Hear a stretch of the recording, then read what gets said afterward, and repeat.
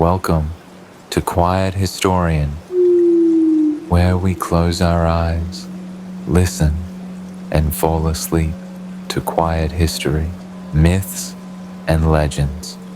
I'm your narrator for the night, equal parts history nerd and pillow enthusiast.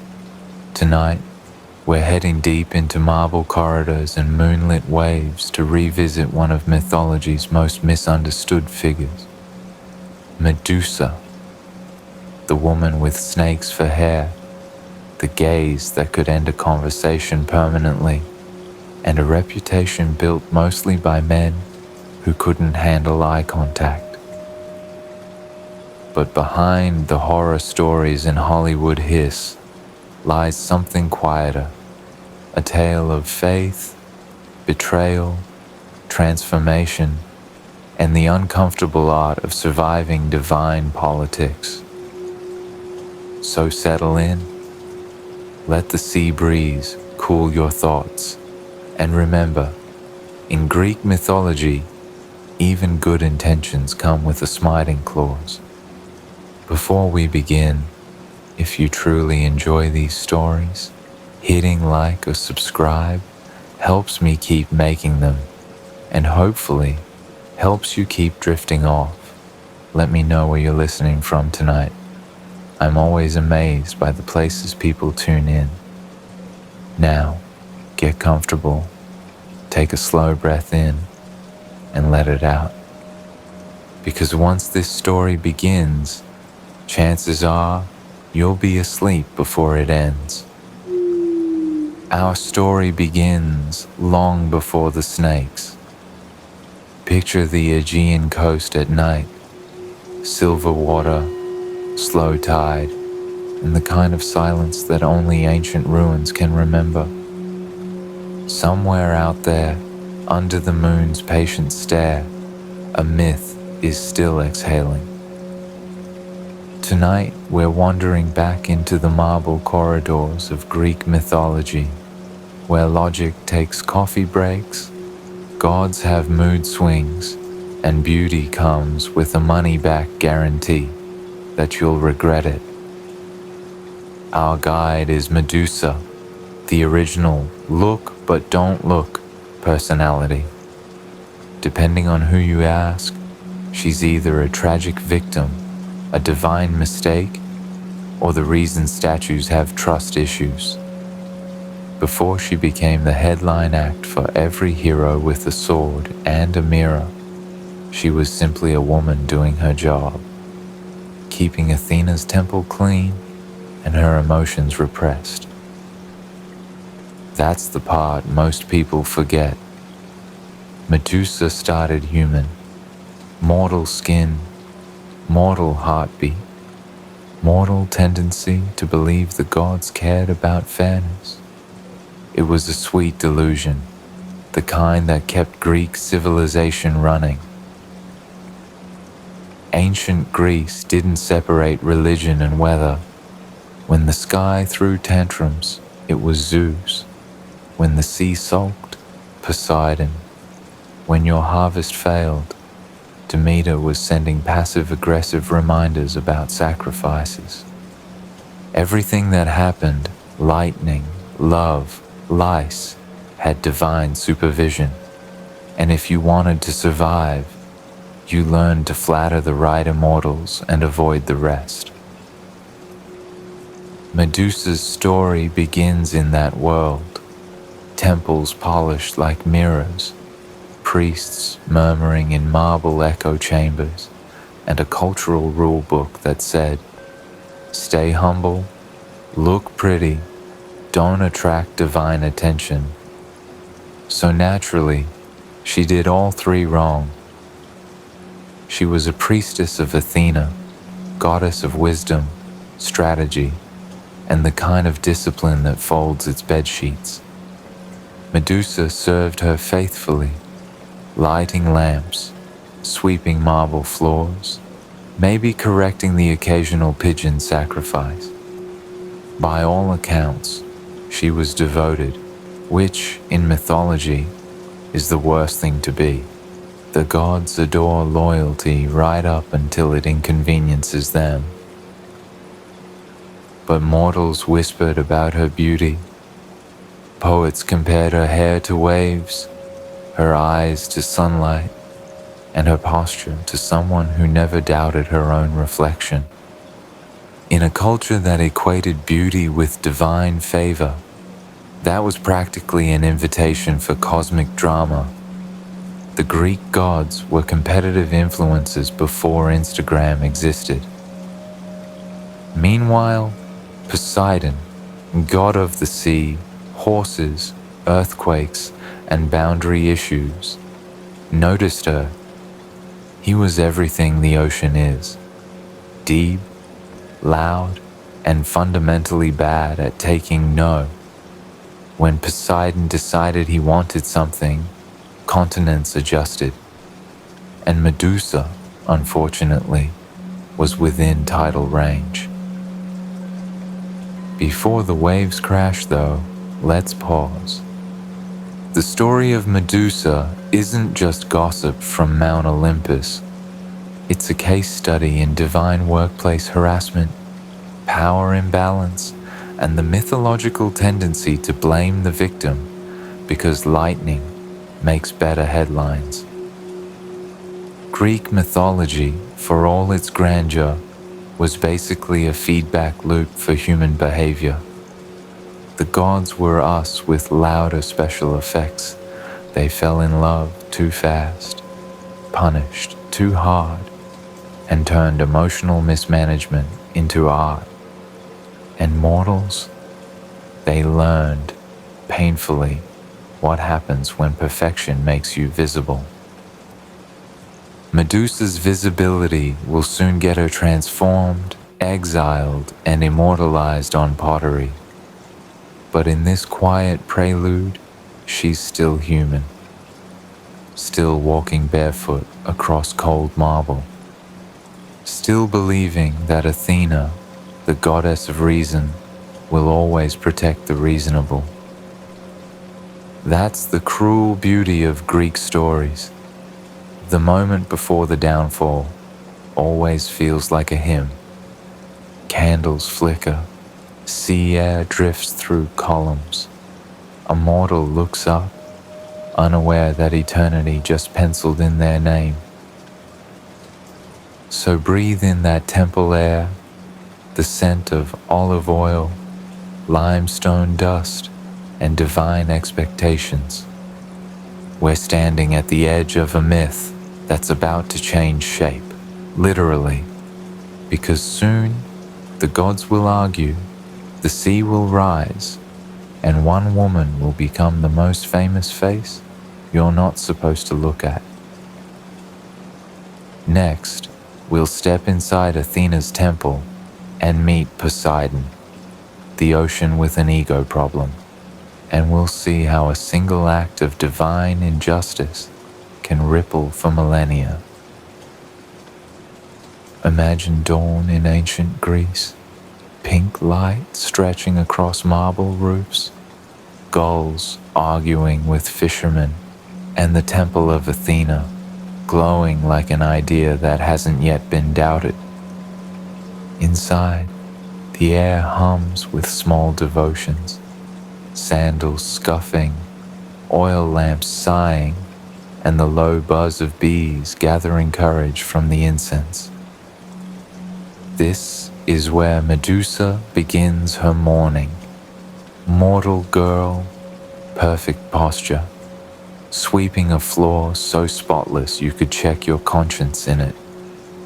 Her job was simple: keep Athena's temple clean, her prayers pure, and her thoughts uninteresting. That last part would prove difficult. Athena's temple wasn't just a building, it was a philosophy with columns. Every statue glared in judgmental symmetry. The air smelled like olive oil and anxiety.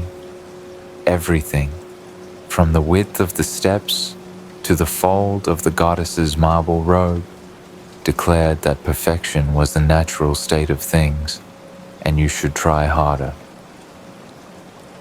And there stood Medusa, all too human, surrounded by impossible ideals.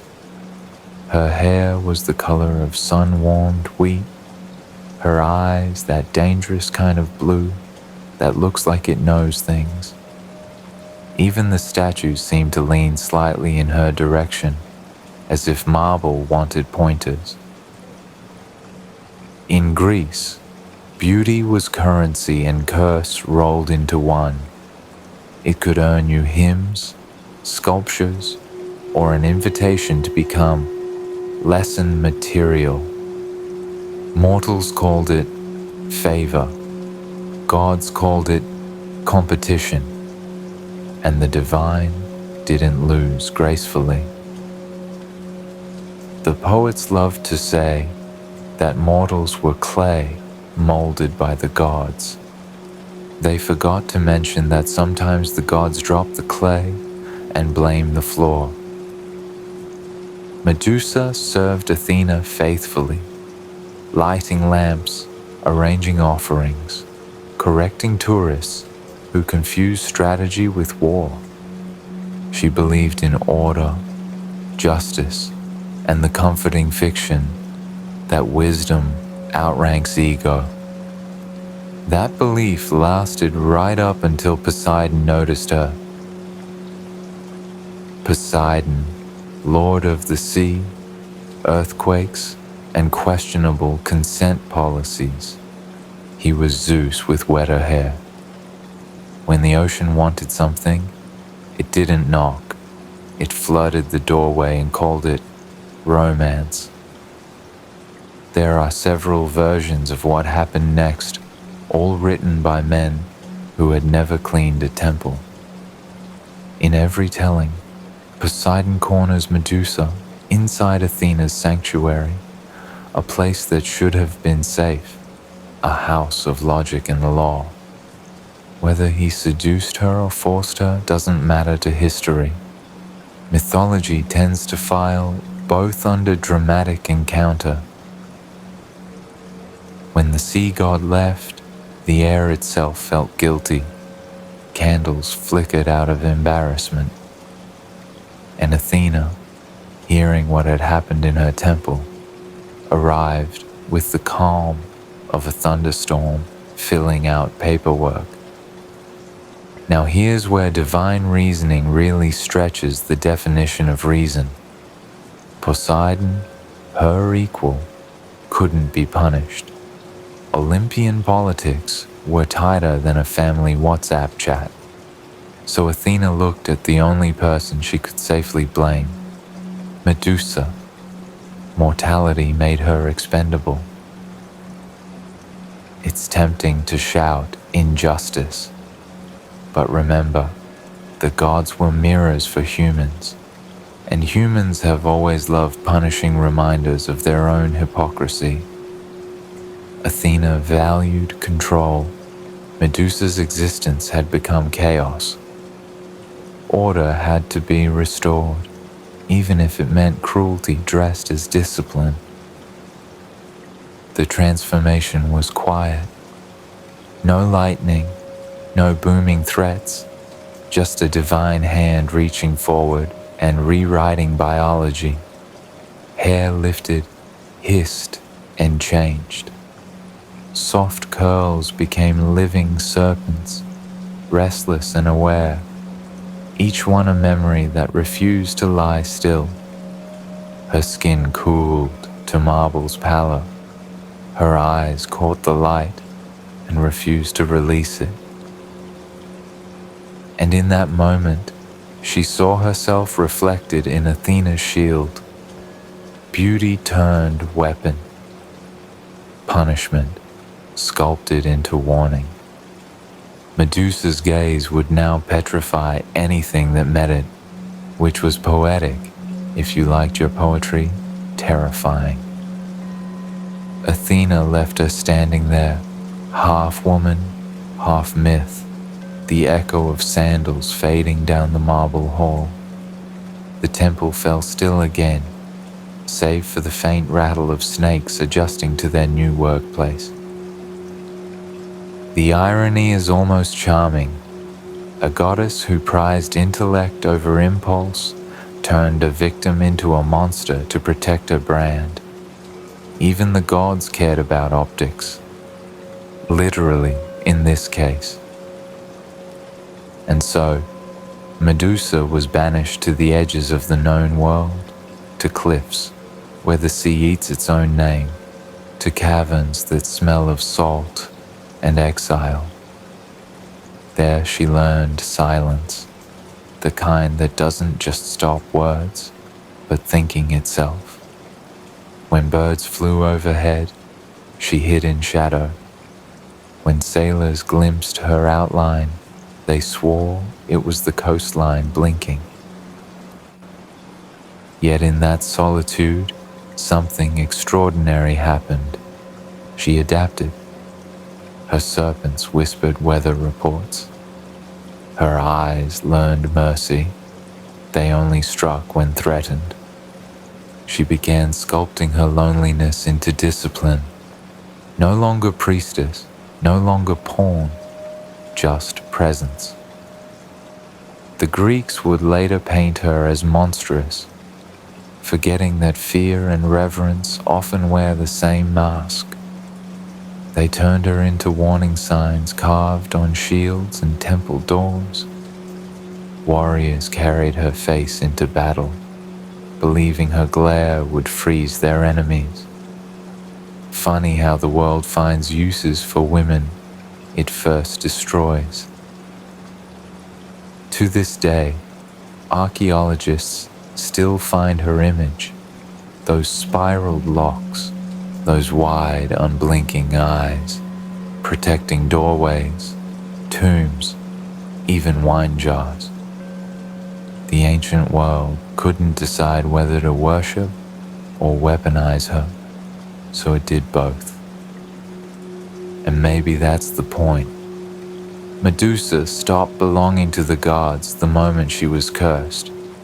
She became humanity's patron saint of misunderstood rage, of survival through transformation. She is what happens when the powerless become too visible and decide to stare back. The poets called her monster. The painters called her muse. The truth sits somewhere in the middle, blinking through the hiss. Because before the snakes, there was a woman who loved order. After them, there was only justice, ugly, radiant, inevitable. Next, we follow her into exile and the long silence before the hero arrives, where even the waves start whispering her name, like a prayer they're afraid to finish. They called it the world's edge, though really it was just the point on the map where the cartographers got nervous and started drawing sea monsters for scale. That's where Medusa lived now, on a jagged island that never agreed with the horizon, half drowned by mist and myth. To reach it, you had to sail for days through water that refused to behave like water. Currents tangled, winds contradicted each other, and compasses spun as if trying to gossip. Sailors swore they heard whispering beneath the waves, like scales sliding over stone. Some said it was the sound of the snakes dreaming.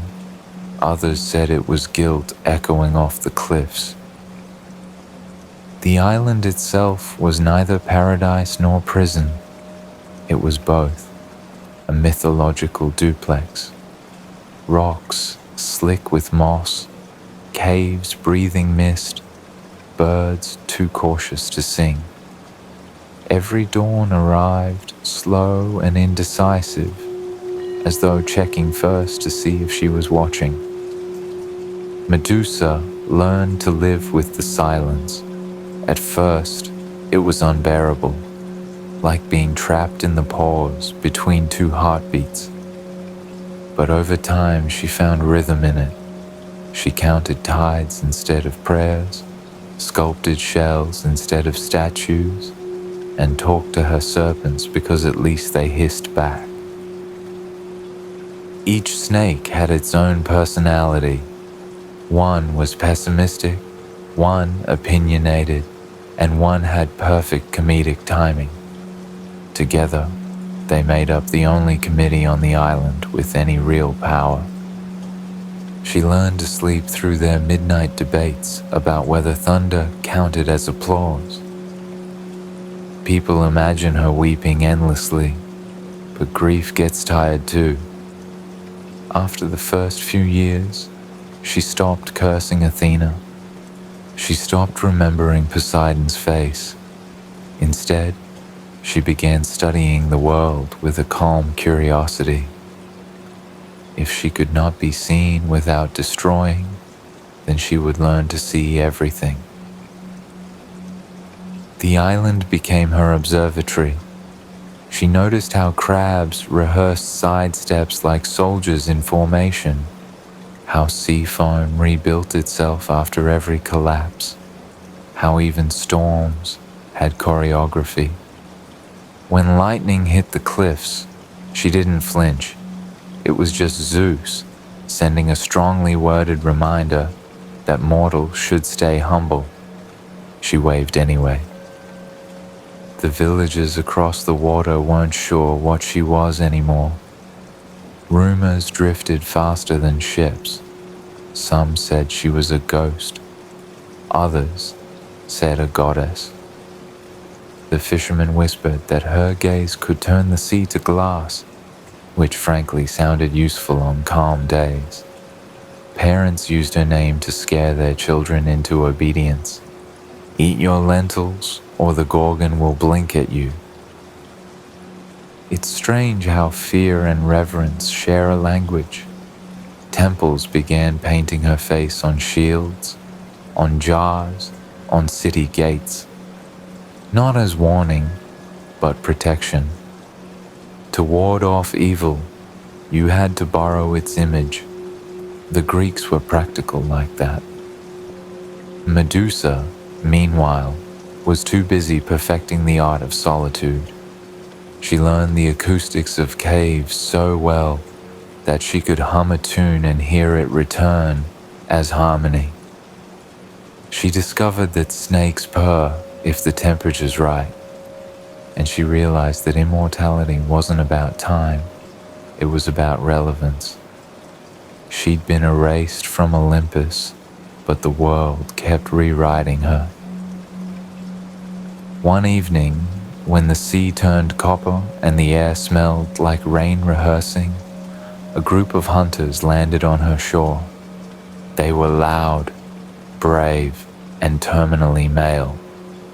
Their leader carried a shield polished bright enough to hurt the sun's feelings. Medusa watched from a distance, unseen, listening to them joke about slaying the monster. She almost laughed. How predictable. Heroism she'd learned was often just rebranded insecurity. They didn't last long. One glimpse, one careless turn, and the laughter froze mid-echo. When she looked at them, really looked, she didn't feel triumph. She felt the weight of cause and effect. Her curse was precise, not malicious. They became statues because they couldn't see her humanity. Art, imitating consequence. Afterward, she moved them gently into the sunlight, arranging them like sentinels. If people insisted on seeing her as a monster, she could at least curate the exhibition. Each statue caught the morning light differently, some horrified, some peaceful. They made a strange garden, and for the first time, her island had company that didn't flinch. Some nights, she talked to them, not out of loneliness exactly, more out of habit. She told them about the tides, about the sound snakes make when they yawn, about how stars look when you stop pretending they care. And slowly, the myth of Medusa began to drift away from truth, like a ship losing its anchor. Back in the cities, poets dramatized her as evil incarnate. They wrote of glowing eyes, of fangs, of a heart made of stone. They never mentioned that she once scrubbed temple floors. They never mentioned that the gods had HR issues, because tragedy sells, but accountability rarely does. The irony? Even Athena started to regret it. When heroes prayed for protection, she sent them Medusa's image, not her blessing, her memory. The same goddess who cursed her now used her as armor. There's divine hypocrisy, and then there's merchandising. But legends grow hungry. Soon word spread of a hero brave enough to end her. Perseus, half mortal, half ambitious. Athena armed him herself, perhaps out of guilt, perhaps for the PR opportunity. She gave him that mirrored shield, the one designed for looking without really seeing.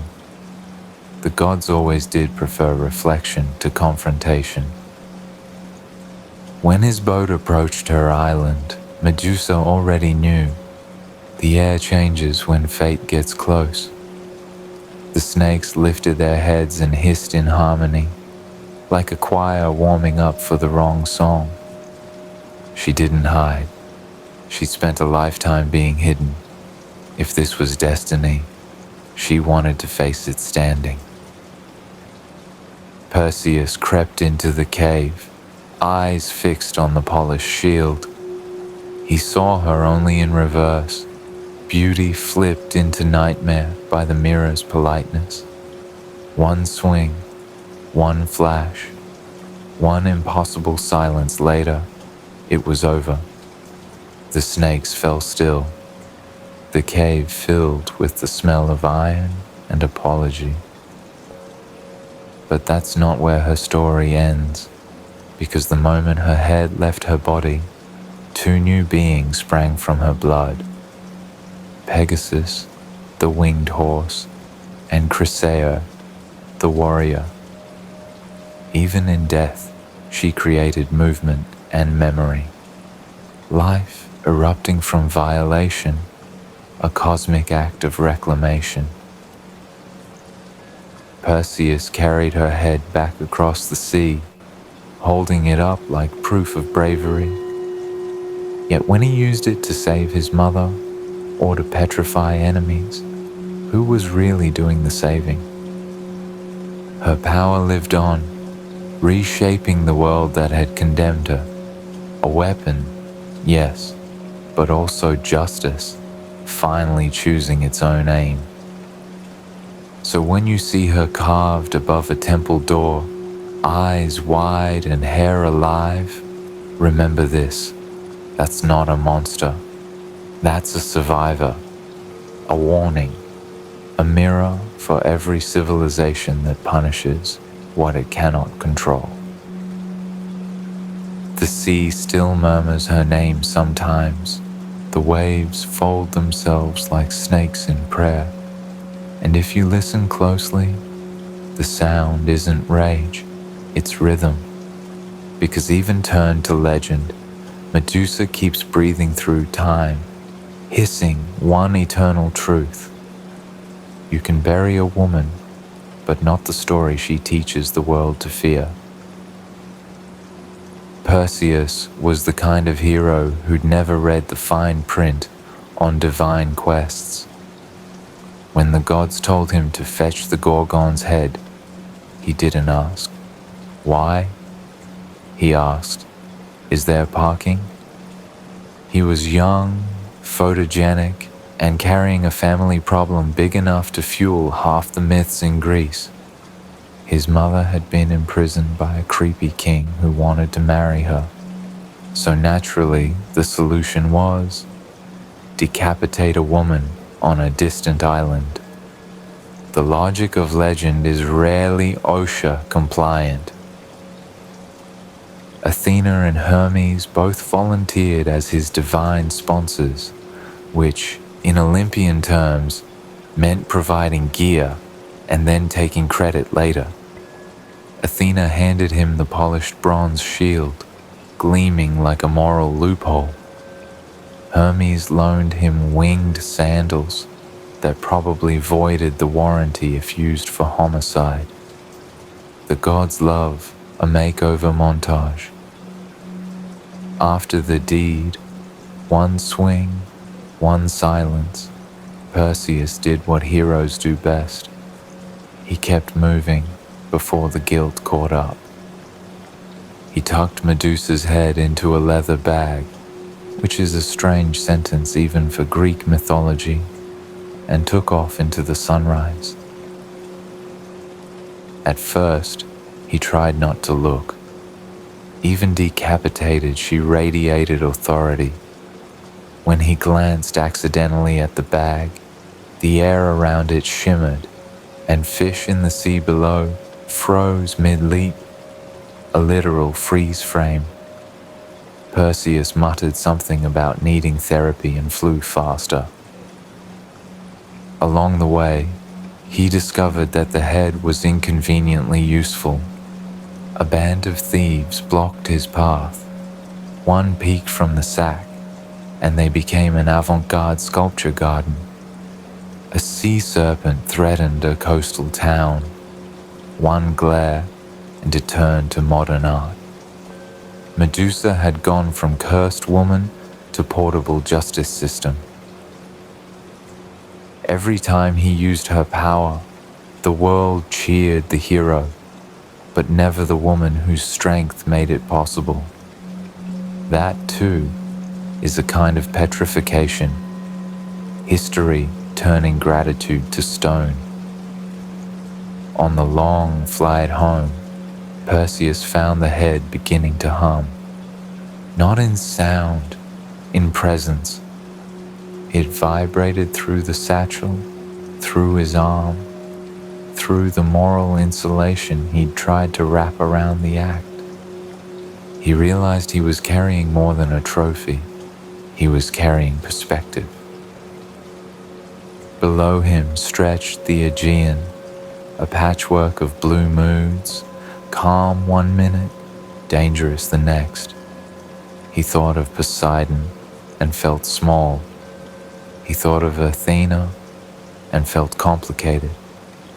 He thought of Medusa and for the first time felt sorry. Not for killing her, heroes rarely admit that, but for how little choice either of them ever had. Back on the mainland, Perseus arrived to find politics waiting. The same tyrant who'd mocked his mother now demanded proof of success. So Perseus produced the head, still radiant with that unblinking authority, and said, "You wanted confirmation?" One look, problem solved. A clean HR-approved smiting. He didn't keep it though. Athena asked for it, gently, like someone requesting a borrowed book she intended to quote forever. She set it on her shield, the Aegis, where it would flash before armies, freezing fear before fear could spread. That's how the victim became the emblem of protection. And here's where Greek myth performs its favorite trick, transforming trauma into technology. Medusa's head went from curse to tool, from exile to emblem, from tragedy to trademark. Her image guarded cities, frightened enemies, and occasionally decorated fashionable dinnerware. Symbolism is humanity's favorite recycling program. Even Athena seemed unsure what lesson she'd just taught. Was it penance or PR? Maybe both. The goddess of wisdom understood optics. The Gorgon face on her shield reminded every soldier that even fear can serve justice if you aim it carefully. Meanwhile, Perseus settled into the strange afterlife of heroes, fame, festivals, and the gnawing sense that he'd been part of someone else's morality play.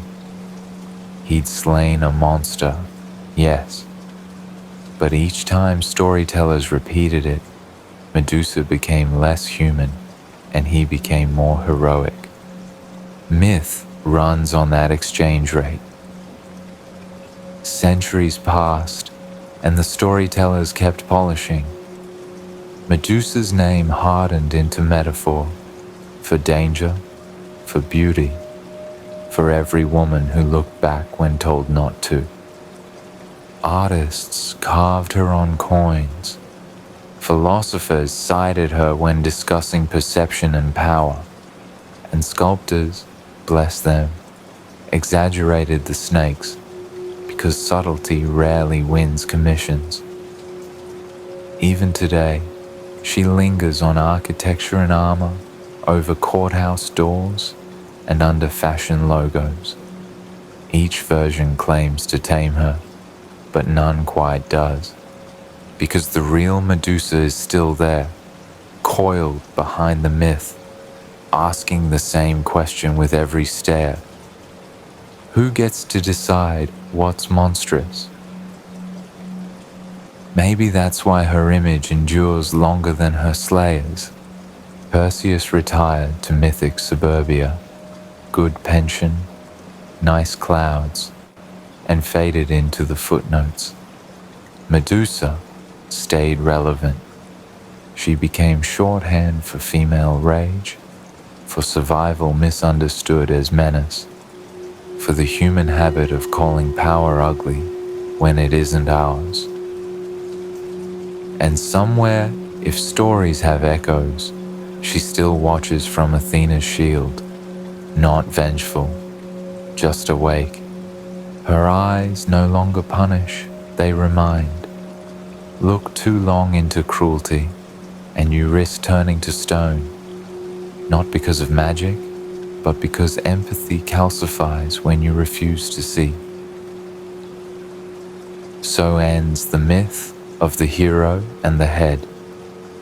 But perhaps it's better read as the story of perspective, how one gaze cursed a world and another tried to understand it.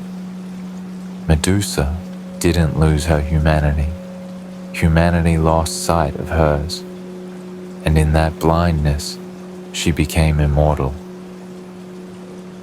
Every age produces its heroes. Theirs usually came with a sword, a prophecy, and no plan B. Perseus fit the template beautifully. He was half mortal, half divine, and fully confused. That's a standard ratio in Greek genealogy. Mortals provided the drama, gods provided the paperwork. His mother, Danae, had been locked in a bronze tower by her father after a prophecy predicted that her son would one day cause his death. Naturally, Zeus responded by visiting her as a shower of gold, because in Greek mythology, consent is optional and metaphors are literal. From that shining rain came Perseus, which already gave him an origin story too weird for polite company. He grew up on an island, a decent kid with good posture and no resume, until King Polydectes decided to marry his mother. Danae wasn't interested, which made the king even more so. Romantic persistence, ancient addition. Perseus tried to protect her, but since heroes rarely get the option of therapy, he volunteered for an impossible quest instead. Polydectes, eager to remove the competition without dirtying his sandals, demanded a gift, the head of Medusa, one of the three Gorgons, a thoughtful present if your goal is to make sure the messenger doesn't return. Perseus, eager and underinformed, said yes, and just like that, another internship with Olympus began. Here's the thing about Greek quests. They were less about courage and more about networking. Perseus immediately got divine sponsors. Athena offered strategic oversight, meaning she'd occasionally appear, say something cryptic, and take credit later. Hermes, ever the salesman, provided equipment, a polished shield, a curved blade, and the famous winged sandals. The sandals, historians note, were Hermes' way of saying, walk faster, think slower. Armed with mythic gadgets and zero situational awareness, Perseus set off. His first stop, the Graeae, three ancient sisters who shared a single eye between them, because ophthalmology had not yet been invented. He stole the eye mid-conversation to negotiate directions to Medusa's island. It was his first recorded act of identity theft. The Graeae grumbled, but pointed him toward the edge of the world, muttering something about heroes never returning their borrowed mythology. Perseus thanked them, pocketed the eye just in case, and flew off into legend. Above him, Hermes cheered. Below, Athena adjusted the lighting. As he crossed the Aegean, Perseus discovered that divine travel is scenic but not comfortable. The sandals required constant ankle tension, and there were no in-flight snacks unless you counted airborne mosquitoes. He rehearsed the plan in his head.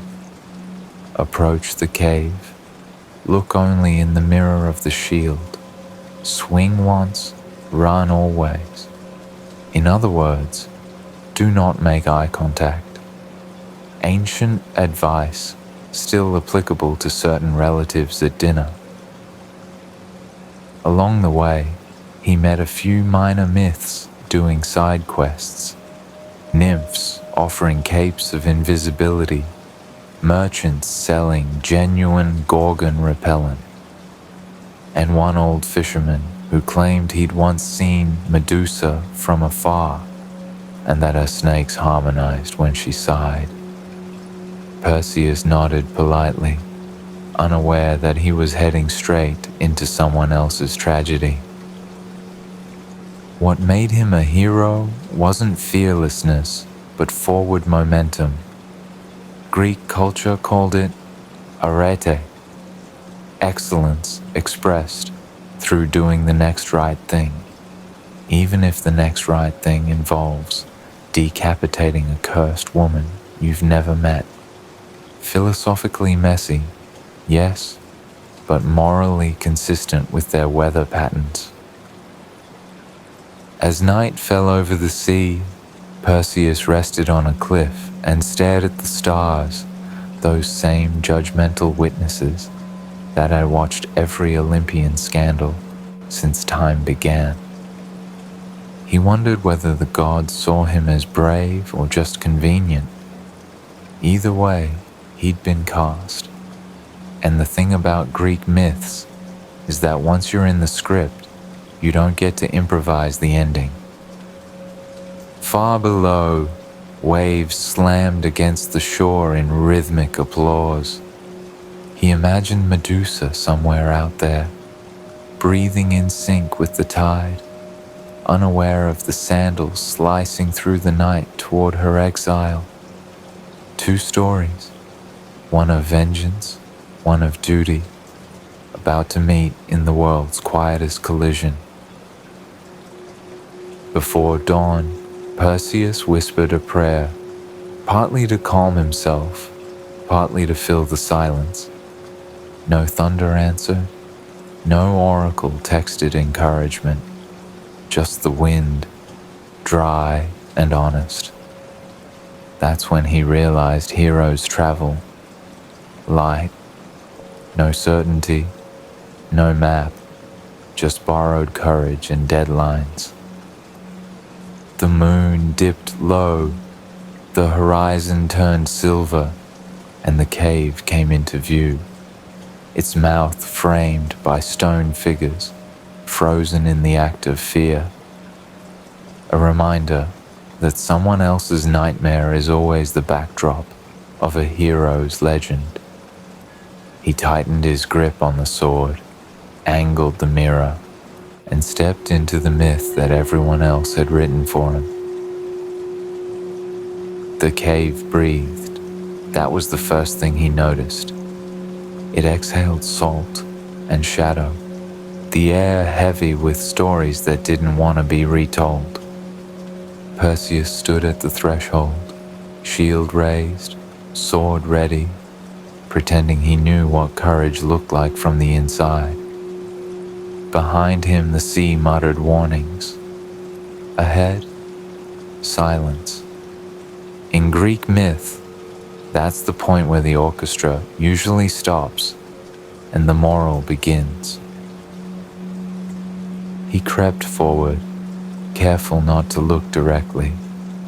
The shield caught stray glimmers of torchlight from deeper in the cave, turning them into shaky constellations. Each reflected flicker looked like an eye-opening. His pulse tried to match the surf outside, but the rhythm refused cooperation. There she was, Medusa, sleeping.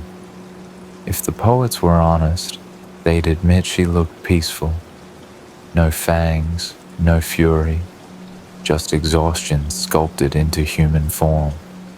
The snakes coiled around her head like anxious guardians, twitching when he stepped closer. Perseus hesitated. This wasn't what heroism was supposed to feel like. No trumpet, no divine spotlight, just the queasy awareness that he was about to end someone else's solitude. He whispered a small apology that the wind immediately disclaimed. Greek culture had a word for this tension, arete, excellence of deed. It sounded noble until you realized it often meant doing harm gracefully. Perseus had been trained to pursue glory, not nuance. The syllabus didn't include ethics. Still, something inside him wondered if virtue could look like hesitation. He angled the shield again. The reflection showed her face, soft, strange, undeniably human beneath the serpents. Even in bronze distortion, she radiated gravity, the kind that pulled every eye toward truth. He thought of Athena, of how gods disguise revenge as justice. He thought of his mother, of promises he'd made to protect her from monsters, and realized he never asked what counted as one. Outside, dawn was unwrapping itself over the sea. Light slipped into the cave in slow ribbons, painting everything in mercy. He took that as a cue. One step, one breath, one motion, too quick for second thoughts. The sword hissed through the air, metal meeting inevitability.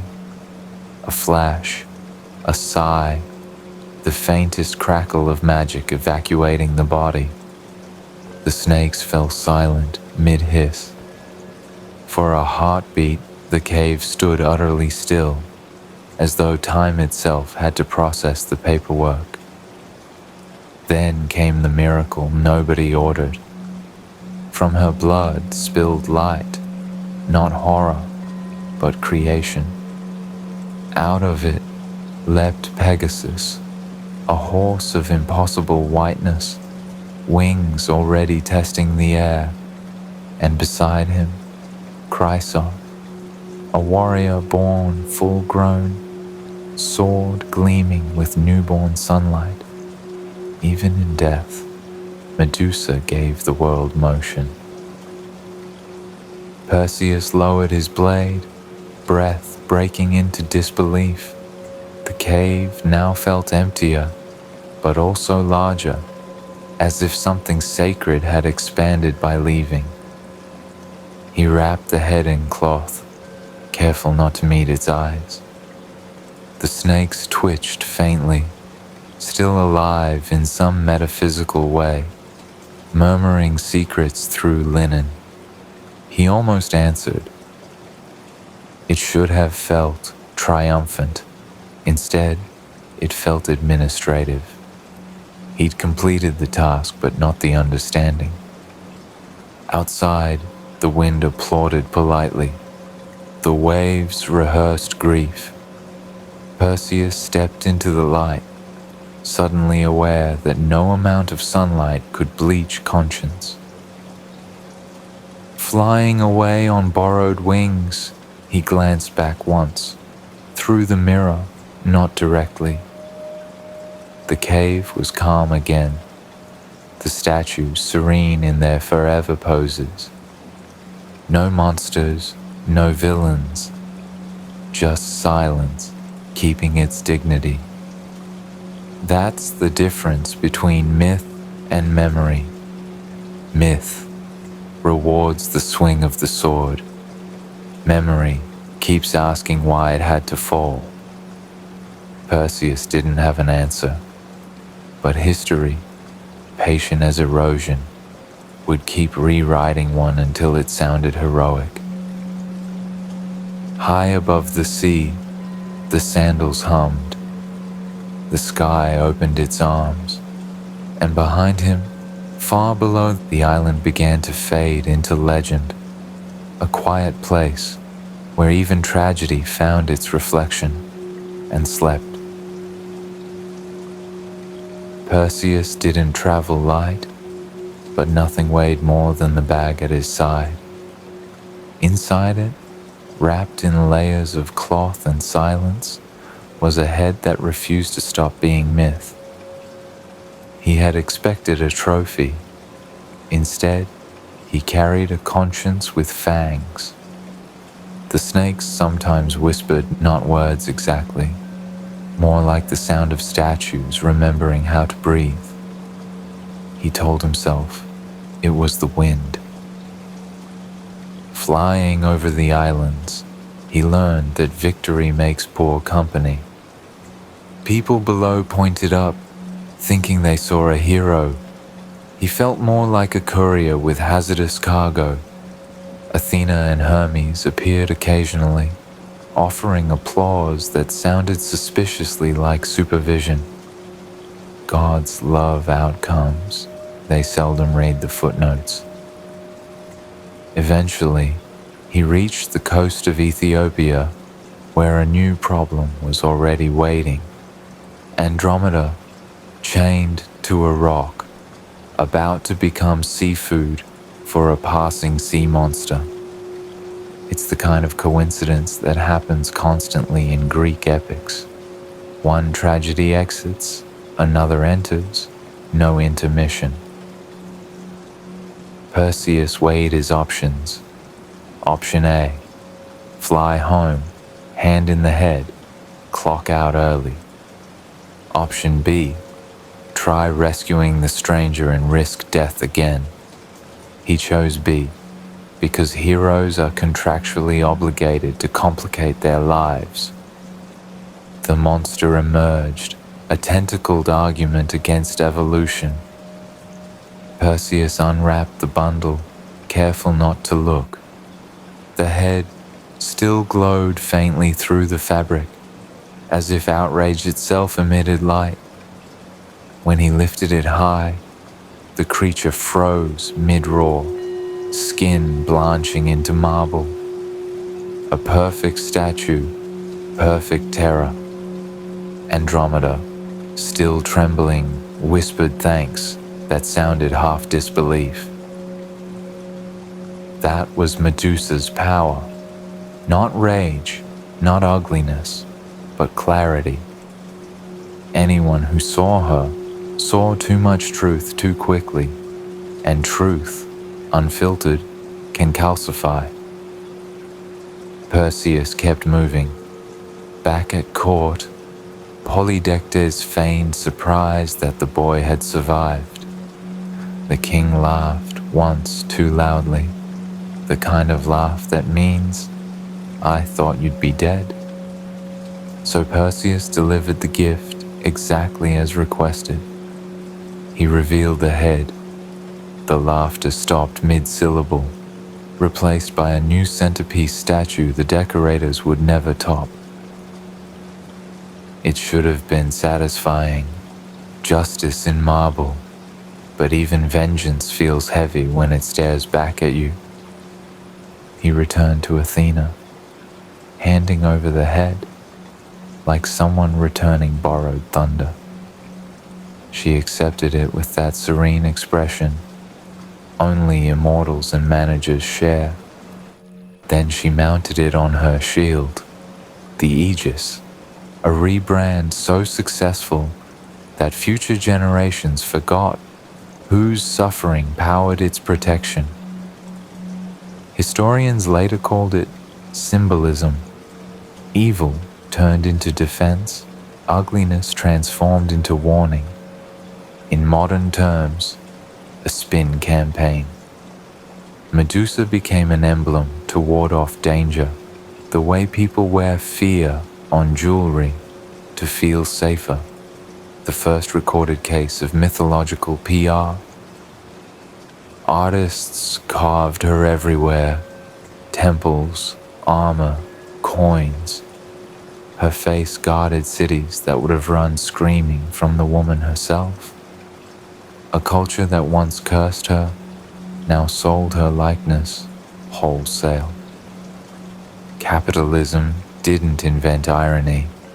The ancients just did it in marble. As for Perseus, he aged into legend. He married Andromeda, founded a dynasty, received polite invitations to feasts where nobody mentioned decapitation at the table. But sometimes, when thunder rolled over the sea, he swore he heard a faint hiss, answering it, like serpents laughing in the wind. That's the curse of heroes. They get monuments, not closure.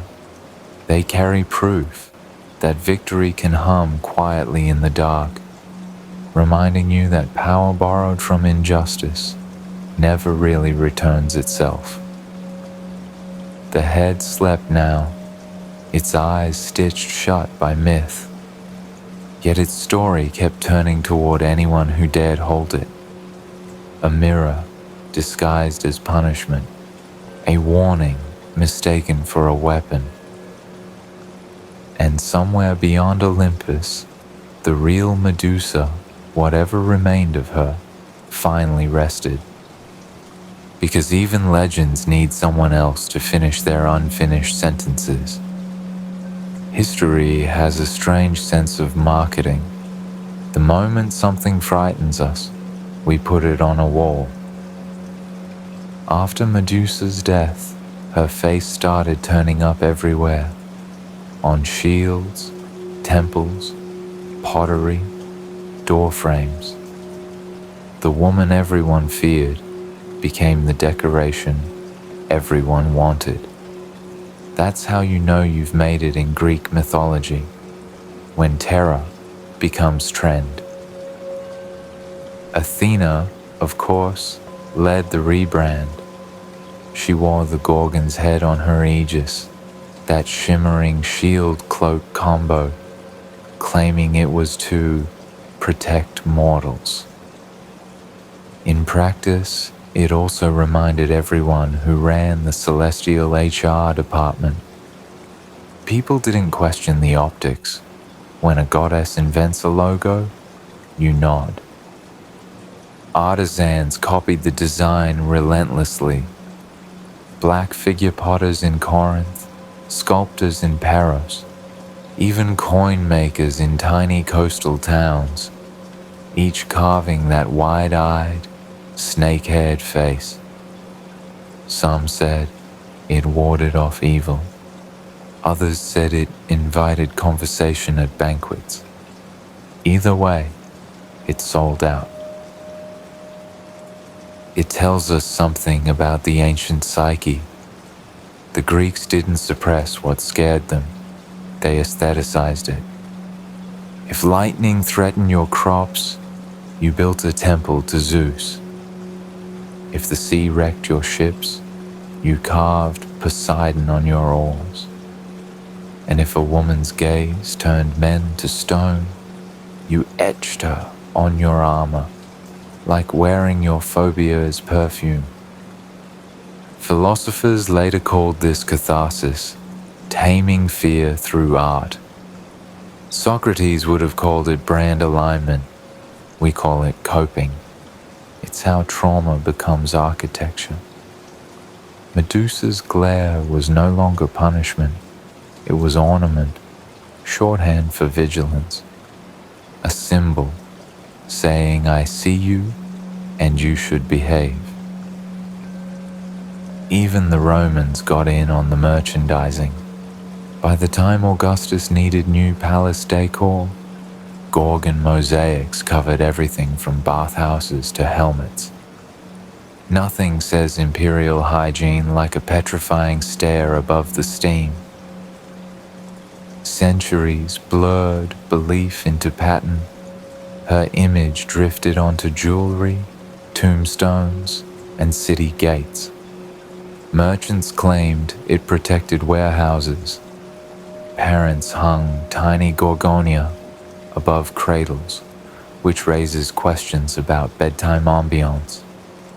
Apparently, "Don't make mommy angry" works across civilizations. But symbols mutate. What began as divine punishment became shorthand for power, and quietly, for female rage. Writers noticed that most monsters worth remembering started as women punished for existing too vividly. Echo, punished for talking. Arachne, punished for weaving too well. Medusa, punished for surviving divinity.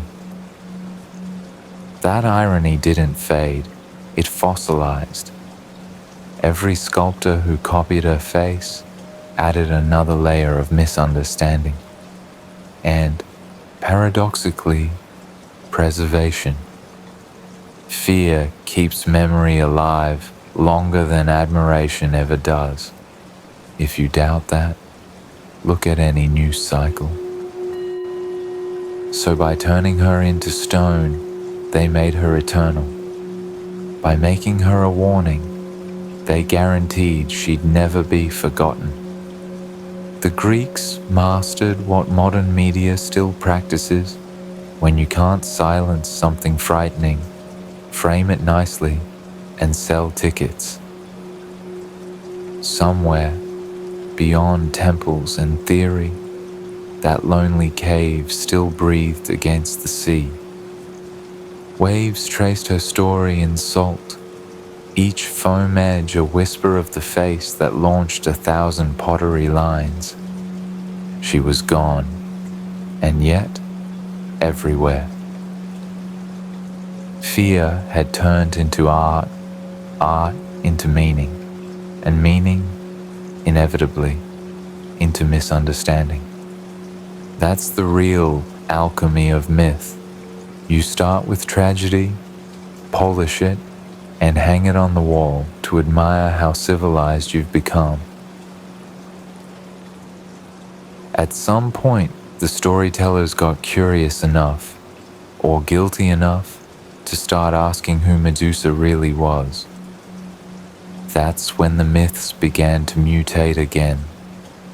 Poets in Rome, painters in Florence, and psychoanalysts, centuries later, all took turns holding the mirror. Each saw a different reflection: monster, muse, metaphor, or manifesto. I used to think Medusa was the villain.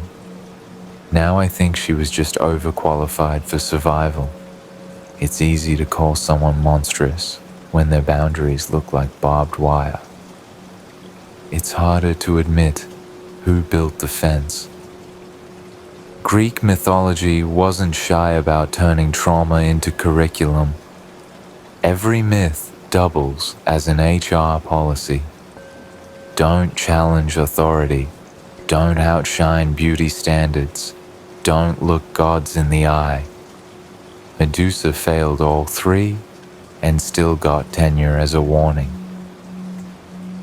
When Athena punished her, it wasn't just divine rage, it was institutional betrayal. The mentor turned disciplinarian. The protector rebranded as prosecutor. Even Freud would have needed an extra couch session for that one. Psychologists today might call her story a textbook trauma response. Isolation, hypervigilance, difficulty maintaining eye contact for obvious reasons. The snakes may be a metaphor for intrusive thoughts that hiss whenever peace gets too close. The cave, a safe zone disguised as exile.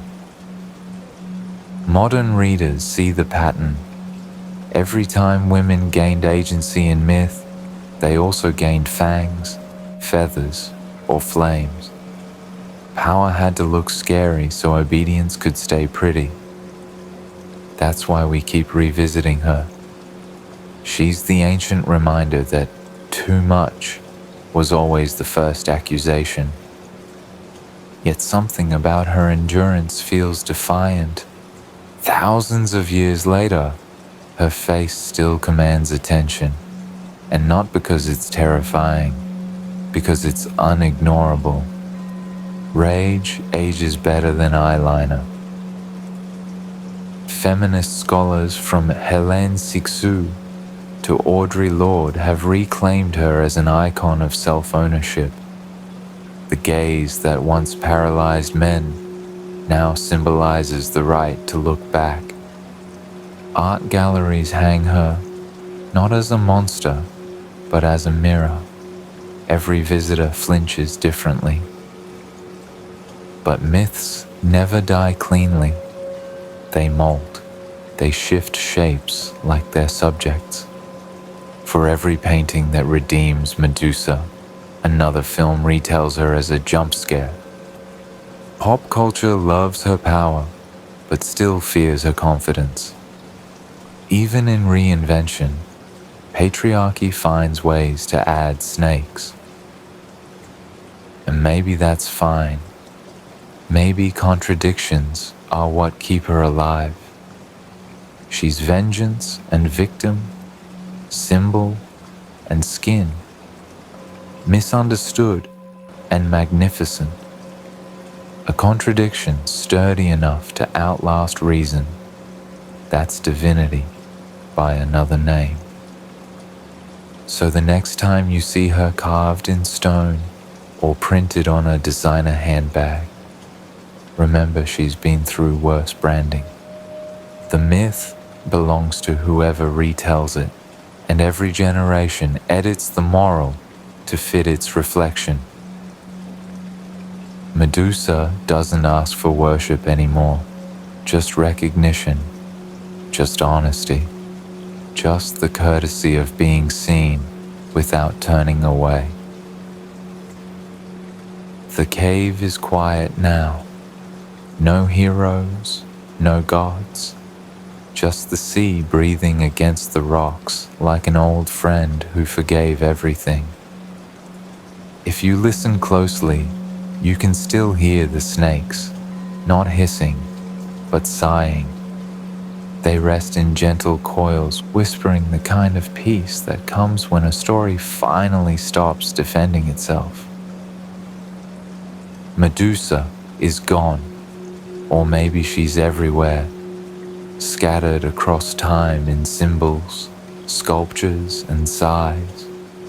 Every time someone tells a story, another stone softens, another myth unclenches its jaw. The Greeks once feared her eyes because they showed people as they truly were. That's still the part we resist, the mirror that doesn't flatter. But mirrors are never cruel, they're just honest. Monsters are what happen when honesty meets denial. Perseus, they say, became a constellation, stars outlining a man who looked away and called it courage. Athena kept her polished shield, proof that justice sometimes means borrowing someone else's pain for armor. Poseidon, he went back to the sea, undisturbed by the wreckage he'd made. And Medusa, the girl who became a symbol, finally stopped needing to be either. Myths survive because they explain what philosophy can't, that people crave fairness even when the gods forget how to spell it. When you close your eyes now, picture her not as a threat, but as a woman standing at the edge of the world, wind in her hair, scales glinting like constellations. The snakes blink, sleepy, harmless. The air smells of rain and salt, and something like forgiveness. She looks into the water, and for once, the reflection doesn't flinch. The sea sees her. The stars see her. Even the stones, her accidental children, seem to lean a little closer, curious instead of afraid. That's the quiet twist of the myth. She never wanted to turn anyone to stone. She only wanted them to stop breaking what they didn't understand. And maybe that's where her power truly lived, not in punishment, but in pause. The kind of stillness that asks, will you keep doing this now that you can see it? So tonight, as the waves hum and the torches fade, let the marble fade too. The snakes rest, the sea hums, and the story that began as a curse ends as a lullaby for anyone who's ever been misunderstood by the gods. Sleep now beneath her quiet sky. The world has looked long enough. It's time to dream.